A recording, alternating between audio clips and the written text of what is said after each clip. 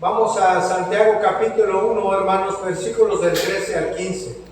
Santiago capítulo 1, versos del 13 al 15, hermanos. Seguimos con nuestra serie. ¿Cómo se llama nuestra serie, hermanos? Hacedores de la palabra. Si tuviese un subtítulo sería Viviendo una fe práctica. Viviendo nuestra fe de una manera práctica, hermanos. Santiago capítulo 1, versículos del 13 al 15.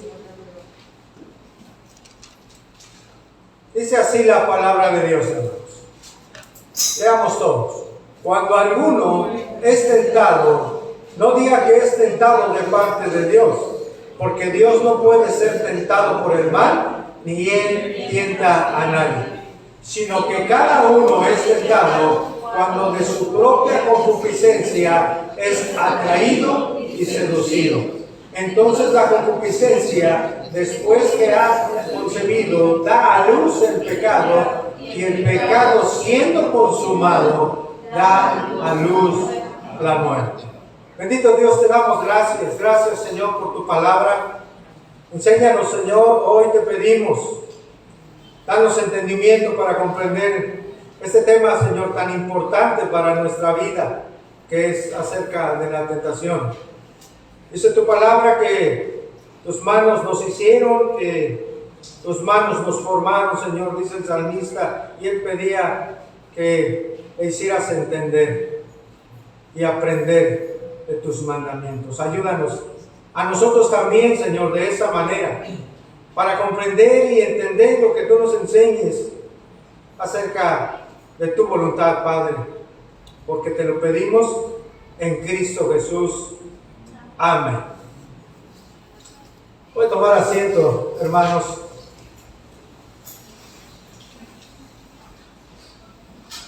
El título de esta enseñanza, hermanos, es Preparados para enfrentar la tentación.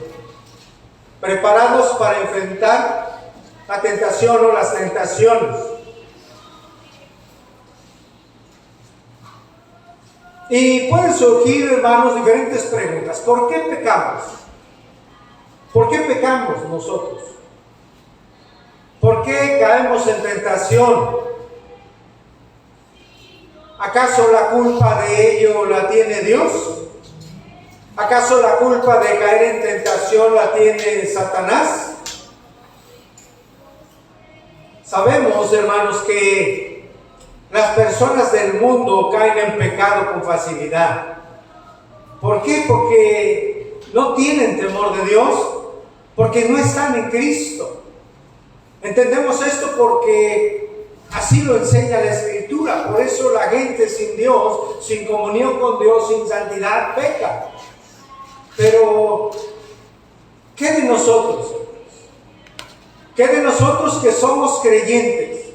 ¿Qué de nosotros que nos congregamos y decimos seguir a un Dios santo? ¿Qué de nosotros, hermanos? ¿Por qué pecamos? ¿Qué de nosotros que afirmamos seguir a un Dios que fue tentado en todo, según nuestra semejanza, pero sin pecado en Él, como nos lo enseña Hebreos capítulo 4, versículo 10? Hoy, por medio de la palabra de Dios, por supuesto, tendremos respuestas a estas preguntas, a estos cuestionamientos que pueden venir a nuestra mente, a nosotros.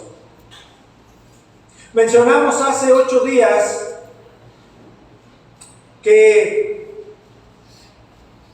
la palabra tentación podría definirse o referirse a dos cosas distintas según su origen en el griego.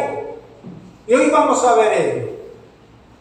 Por eso hoy, hermanos, repito el título, Preparados para enfrentar las tentaciones. En esta ocasión he dividido la enseñanza en tres partes, en tres afirmaciones que tienen el propósito de ayudarnos a conocer más acerca de las tentaciones y estar preparados para poder enfrentarlas.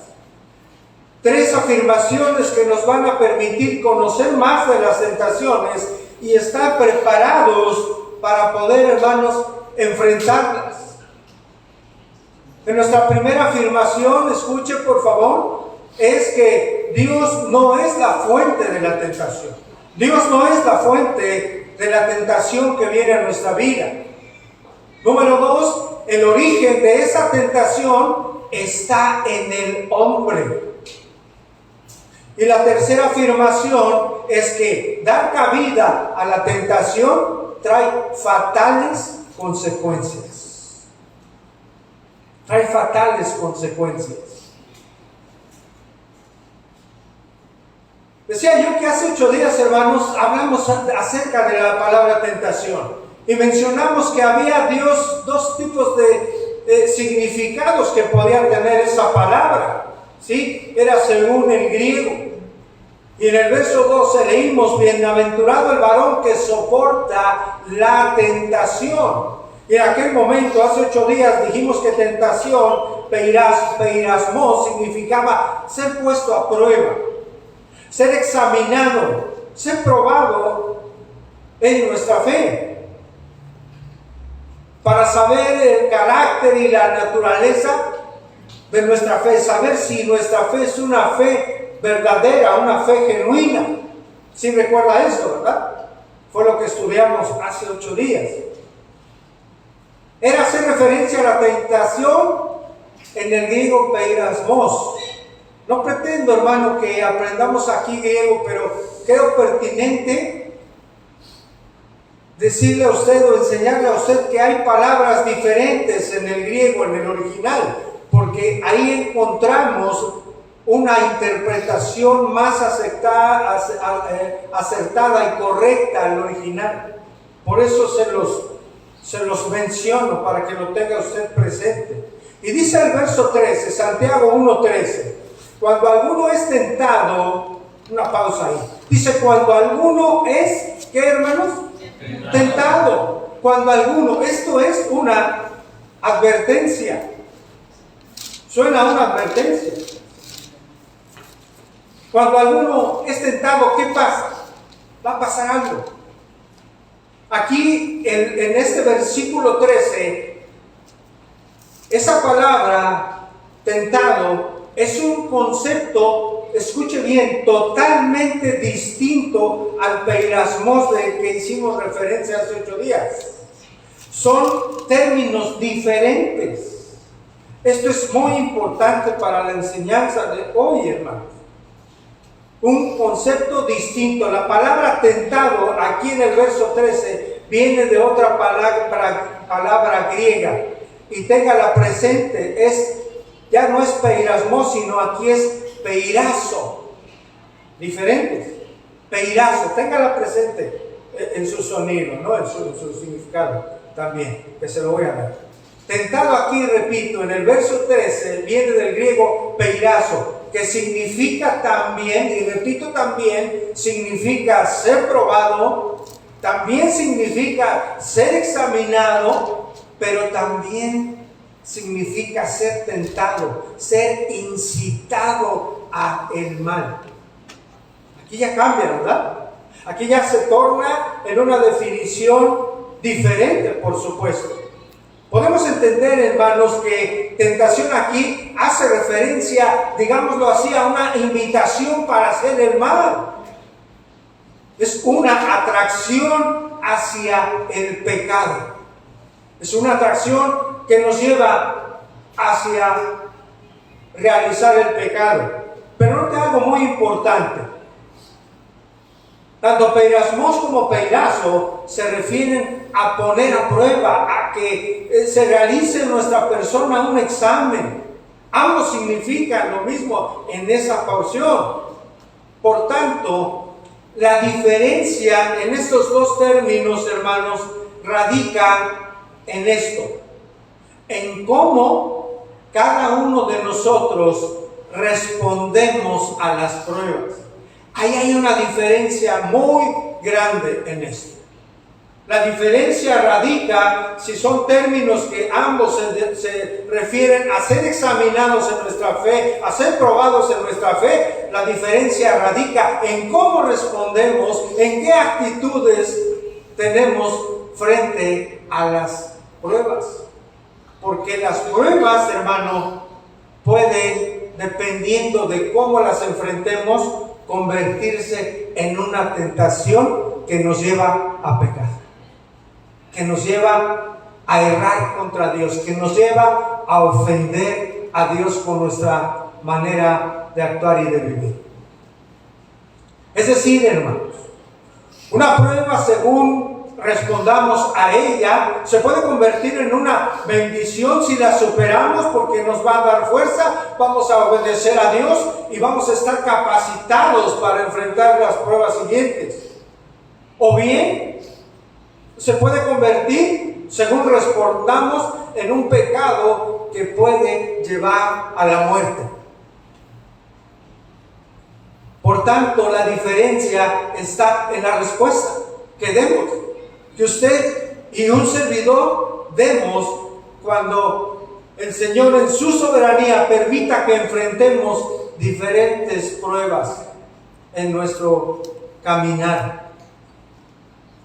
Una respuesta correcta, hermano, es decir, mantenernos firmes en nuestra fe, como lo vimos hace 8 días, perseverando, hermanos, en la prueba para pasarla y ser aprobados por Dios. Esta respuesta correcta nos lleva a soportar la prueba y estar firmes. Nos lleva a una posición y a una bendición espiritual, a crecer y madurar en el Señor por medio de las pruebas que usa en nuestra vida.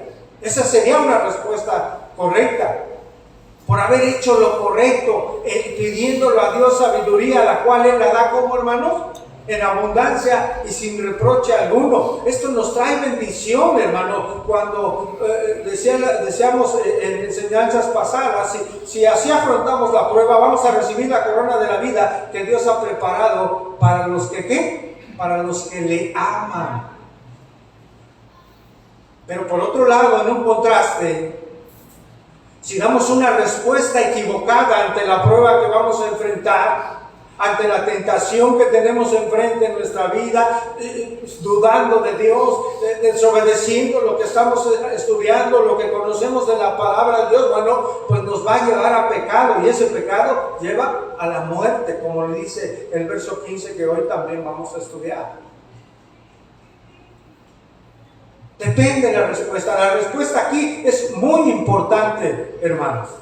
Las pruebas pueden llevarnos a la madurez, que es una bendición, pero si no las pasamos, caemos en pecado. La pregunta es obligada: ¿cómo estamos enfrentando las tentaciones? ¿Cómo estamos enfrentando las pruebas que vienen a nuestra vida? Cada día vienen, ¿no es cierto? En cada instante. Usted va a salir hoy de aquí y ya están las pruebas ahí. O las puede tener desde aquí, o antes de venir para acá ya está siendo probado. ¿Cómo salió de su casa? ¿Cómo salió con su familia? ¿Contentos para venir? ¿Unidos para llegar? ¿Cómo llegó? ¿O vino en el carro molesto porque era tarde, discutiendo, sus hijos viendo? ¿Cómo estamos enfrentando las pruebas?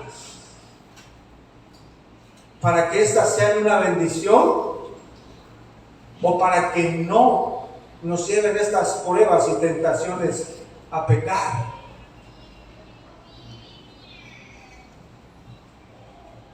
Reitero lo que estamos estudiando: 3 afirmaciones que nos permiten conocer más acerca de las tentaciones y estar preparados, hermanos, estar fortalecidos por la palabra de Dios y su guía para poder enfrentarlas. ¿Será esto una bendición para usted?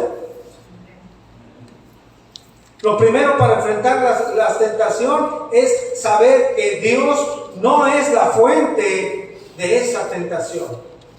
Número 1, Dios no es el origen, la fuente de nuestras tentaciones.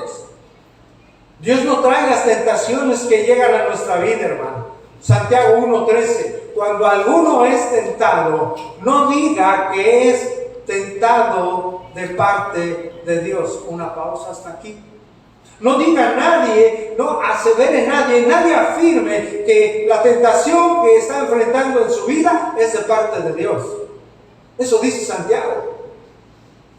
Alguien dijo lo siguiente, hermanos: nadie debe decir que Dios es ni tantito responsable indirecto de la tentación que nos lleva a hacer el mal. Él no es de ninguna manera y en ningún grado responsable, directa o indirectamente, de que seamos tentados. Fin de la cita. Dios no es responsable. Dios no es el culpable de las tentaciones que enfrentamos. Si Dios fuera eso, no estaría expresando su naturaleza santa. Alguien puede decir: es que Dios me tentó. No, Dios no hace eso. Es que pequé porque Dios permitió. No, Dios no hace eso. Esto iría en contra de su naturaleza e iría en contra de su santidad. Ahora, si Dios no trae la tentación para que pequemos, entonces ¿qué pasa? ¿Qué es lo que sucede en nuestra vida, hermanos? Vamos a analizar. Amén, hermanos. Vamos a analizar la Escritura. Y empecemos con afirmar, hermanos, y lo sabemos claro, que la tendencia del ser humano cuando ha pecado es buscar excusas, ¿no es cierto?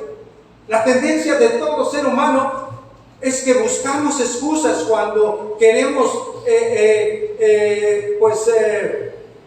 no afrontar la responsabilidad de haber caído en un acto pecaminoso.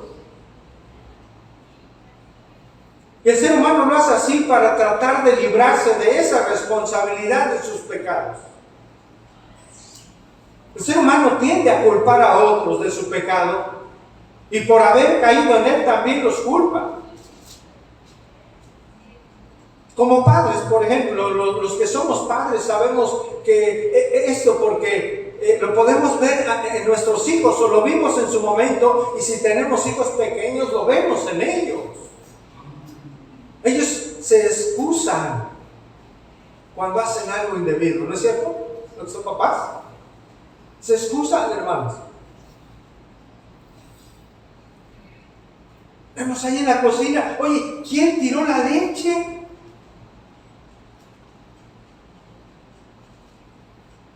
Oye, ¿quién rompió la bolsa del jabón? Mira, está toda aquí regada. ¿Cómo es posible?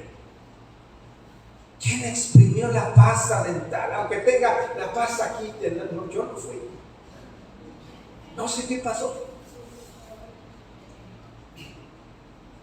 No sé qué sucedió. Oye, hijo, ¿quién agarró el gansito que tanto me gustaba? Estaba ahí en el congelador. Yo no fui, papá. Mira, todo aquí, chocolate en los labios. Yo no fui.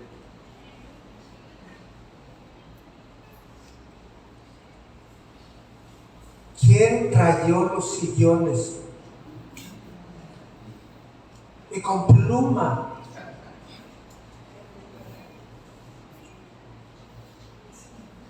Hermanos, la tendencia es culpar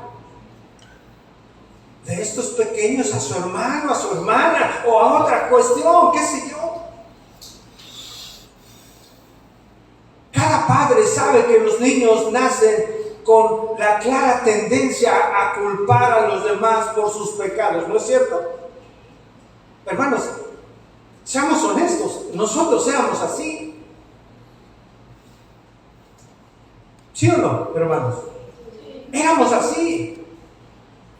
Seamos honestos. Pero seamos honestos, a veces llegamos a caer en esta misma conducta en nuestra vida ya de adultos. Todos, hermanos, todos nosotros.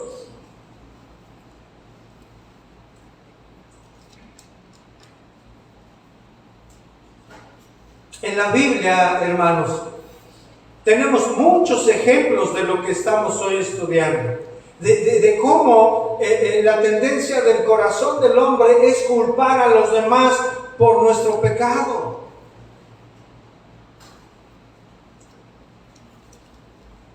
¿Qué sucedió en el Edén cuando el Señor confrontó a Adán, hermanos?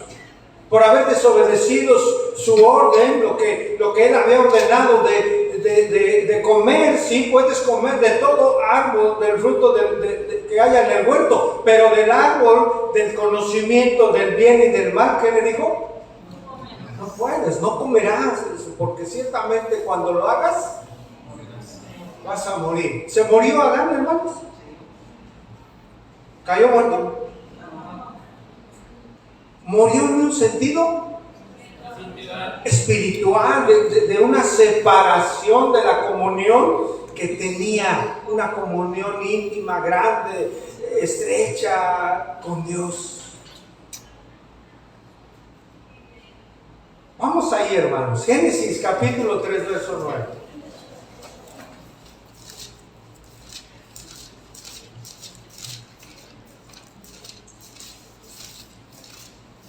Para entrar en contexto de esta porción, recordemos que en el capítulo, desde el 9 vamos a leer Génesis 3, 9, hermanos.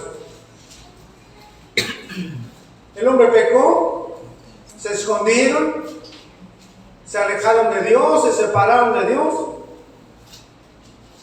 Y en el verso 9 dice, mas Jehová Dios, ¿qué hizo, hermanos? Llamó al hombre y le dijo, ¿dónde estás tú? Dios no sabía dónde estaban, por supuesto que sí. Quería una respuesta, ¿no es cierto? De el hombre al cual Dios había creado. ¿Dónde estás? Dice el verso 10. Y él respondió, oí tu voz en el huerto y tuve miedo porque estaba desnudo. ¿Y qué hizo? Me escondí. Y aquí hay algo, hermanos. Pecó, huyó y se escondió, tratando de ocultar su vida, su culpa, ¿no? Dice el verso 11, y Dios le dijo, ¿quién te enseñó que estabas desnudo? ¿Has comido del árbol que yo te mandé? Escuche, yo te mandé, no comieses. Se había escondido porque había desobedecido a Dios, había pecado contra Dios, había transgredido la voluntad de Dios.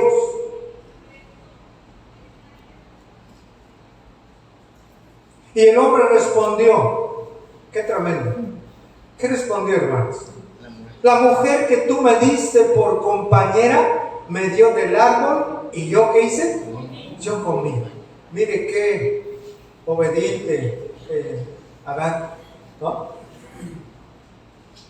La mujer que tú